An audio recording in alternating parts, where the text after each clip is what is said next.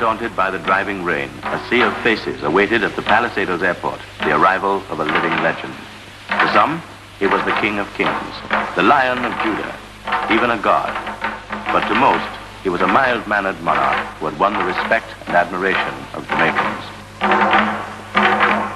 The air was charged with excitement as anxious, expectant faces searched the skies for the first glimpse of the great silver bird that would bring their hero to Jamaican soil for the first time. Members of a local cult, the Rastafarians, who were easily distinguished by their long beards and unshorn locks, and who worship this figure as a deity, were present in full force.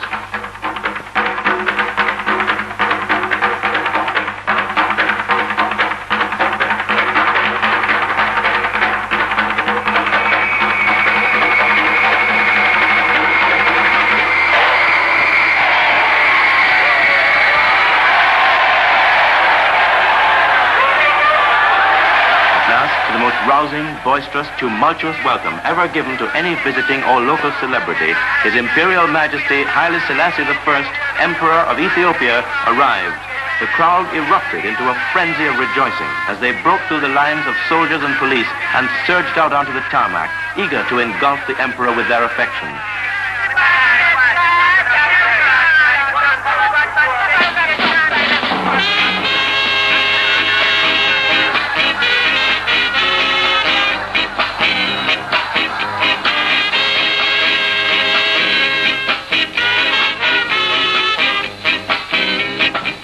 The ceremonial welcome that was planned had to be abandoned as the avalanche of men, women, and children swept away all semblance of order.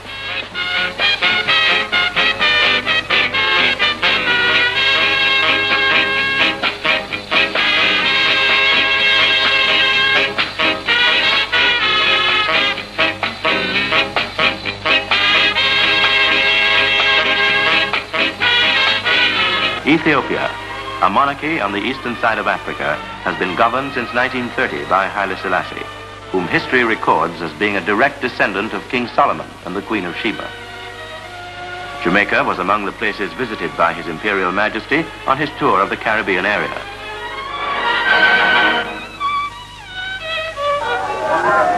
Huge crowds jostled for choice vantage points all along the route in the hope of seeing the Emperor.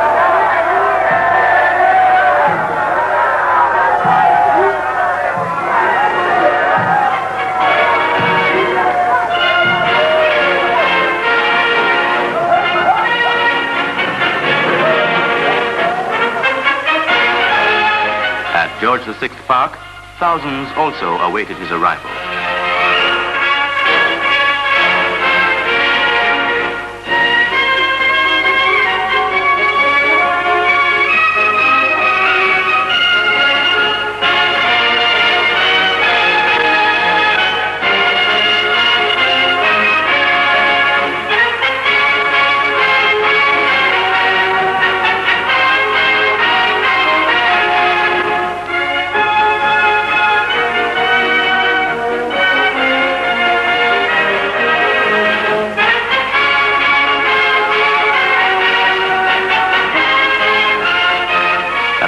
Cenotaph, His Imperial Majesty laid a wreath in memory of Jamaicans who gave their lives in both world wars.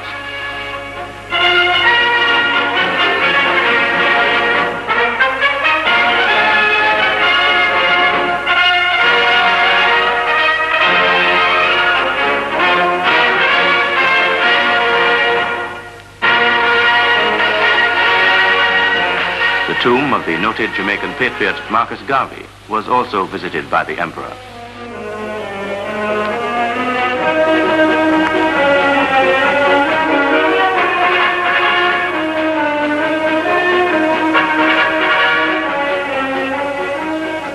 The royal party next drove to Jamaica House, the official residence of the Prime Minister, the Right Honorable Sir Alexander Bustamante.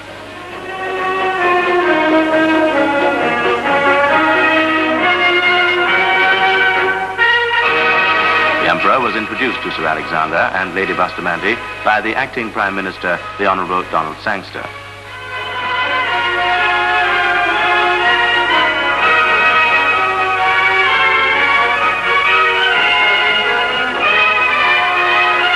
The The National Stadium was the scene of the civic welcome extended by the government of Jamaica to His Imperial Majesty.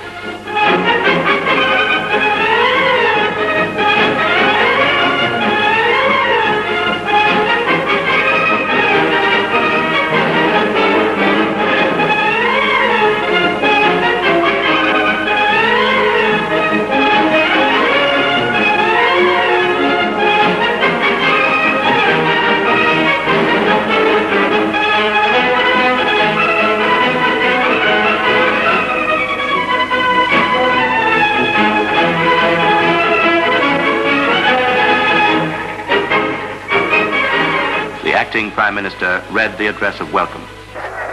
Your Imperial Majesty, I have the great honor to express to you, on behalf of the government and people of Jamaica, a most warm and sincere welcome.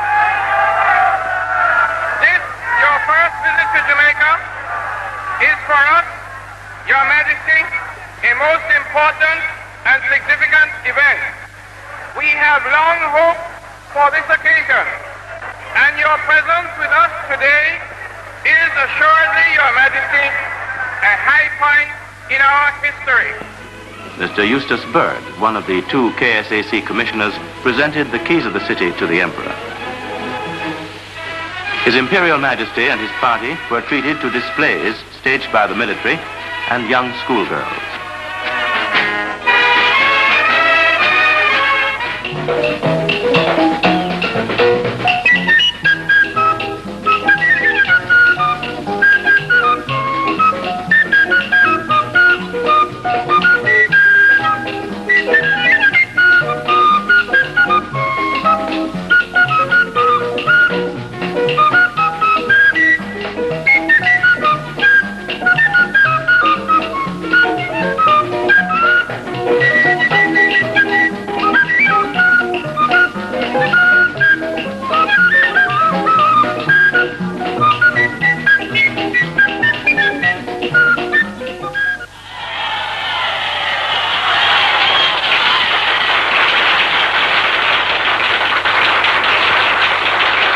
The next stop for the royal party was King's House, the official residence of His Excellency the Governor-General, Sir Clifford Campbell.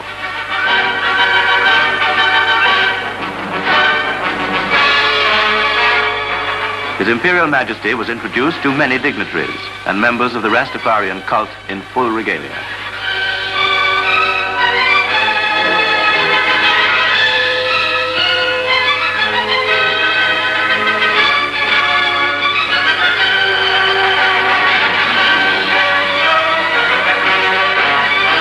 The Emperor afterwards presented gold medallions to the Rastafarians.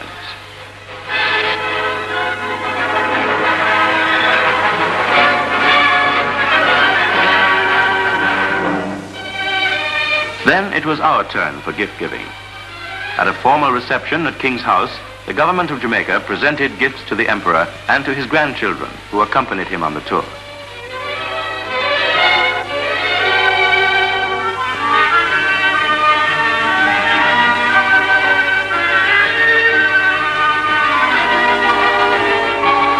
Flanked by officials of state and the military, he was escorted across the lawns of King's House.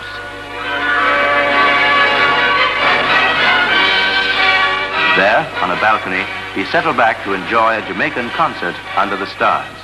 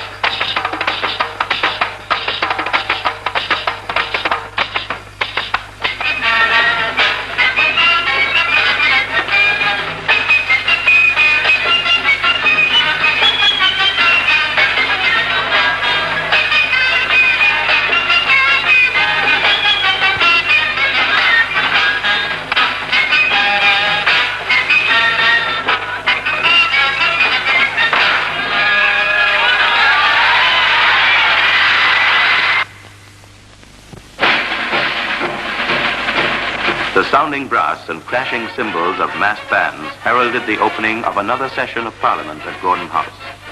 This session would be addressed by His Imperial Majesty.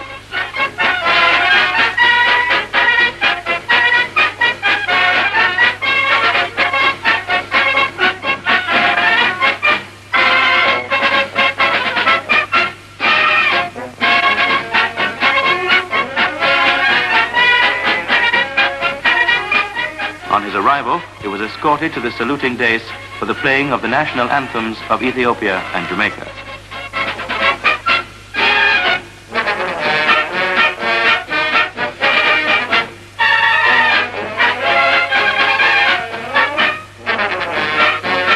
He was then ushered into the council chamber.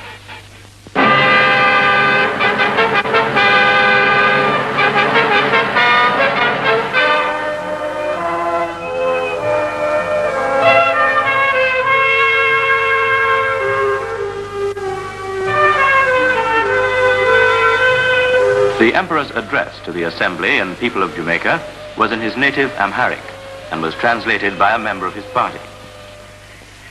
Jamaica I had always wished to come and visit Jamaica. Now, thank God, this wish of mine has been fulfilled. Upon arrival to Jamaica, I have seen more than I had expected. I have seen the progress of the people, and I have seen their determination to march forward in unity towards greater progress. I have also witnessed personally the extent of the feeling of the Jamaican people to the Ethiopian people. Again, I wish to take this opportunity of expressing my thanks to the government and people of Jamaica for the fraternal reception that was accorded to me.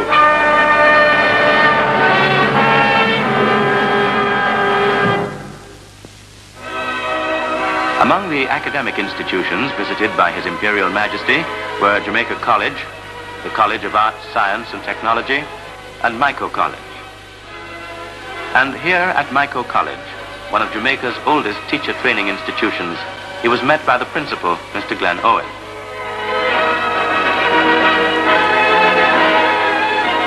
Escorted inside, he was invited to sign the visitor's book.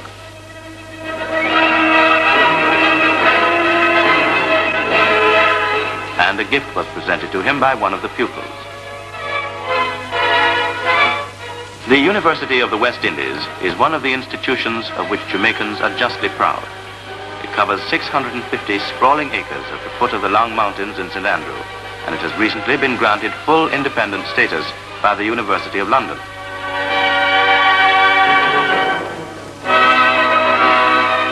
Members of the faculty, student body, and prominent citizens gathered to witness the ceremony in which the honorary degree of Doctor of Laws would be conferred on His Imperial Majesty.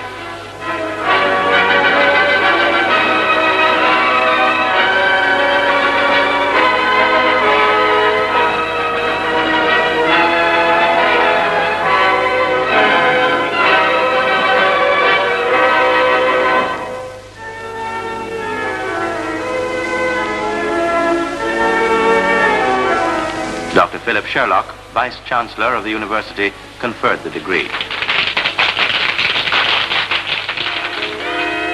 The Emperor's reception for the Governor-General and people of Jamaica was held at the Sheraton Kingston Hotel.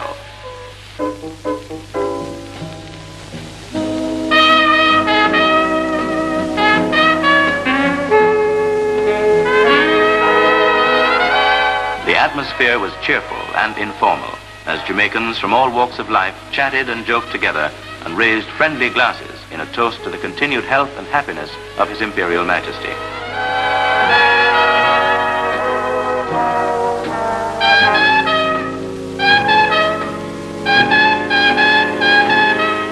As a personal gift, the Emperor entrusted to the government the funds to erect a school. At the chosen site on Payne Avenue, hundreds gathered to witness the stone-laying ceremony.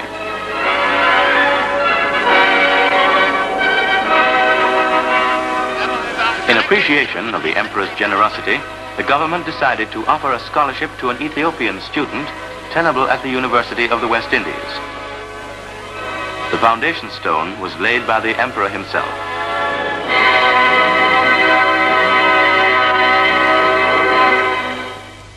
From the conquering land of God of Judah. Chanting, placard-bearing Rastafarians swarmed all over the Kingston railway station as they awaited the arrival of the emperor.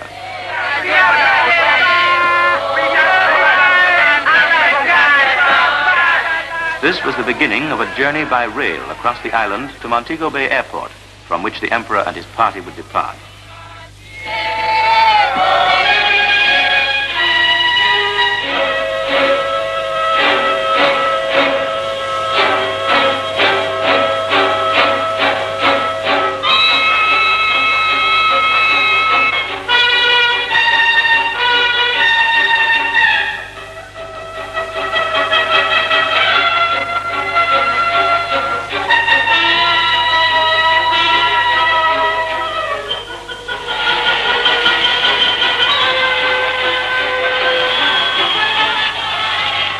The train stopped briefly at Spanish Town, but the vast multitude, carried away by emotion and enthusiasm, broke out in a wild free-for-all in which several persons were injured.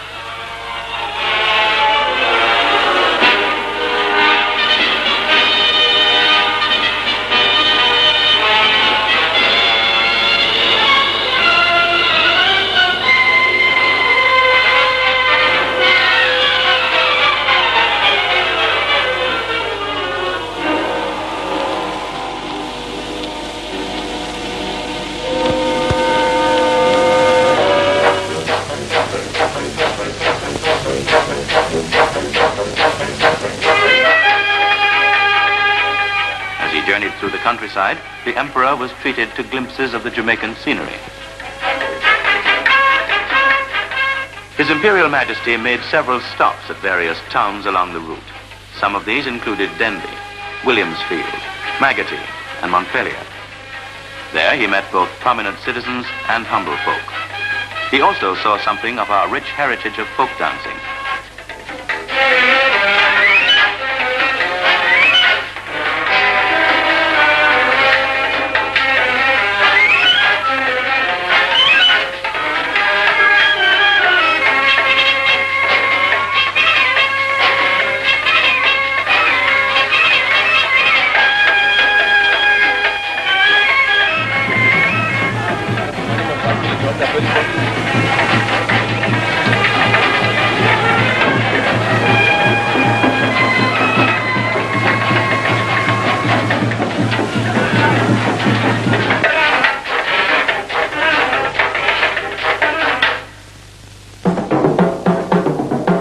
Montego Bay, the scene was almost unbelievable.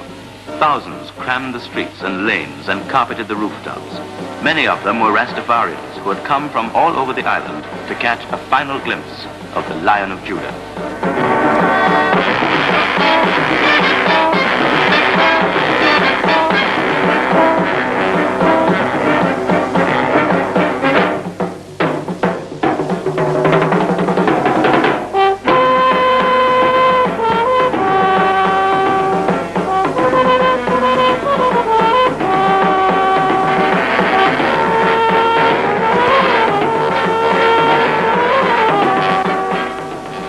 And when he was sighted, there went up a roar like the voice of 10,000 lions.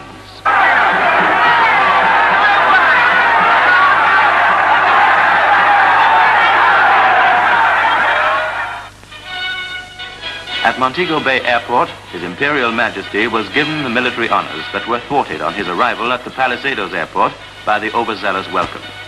Here, strong detachments of soldiers and police kept the huge crowds at bay.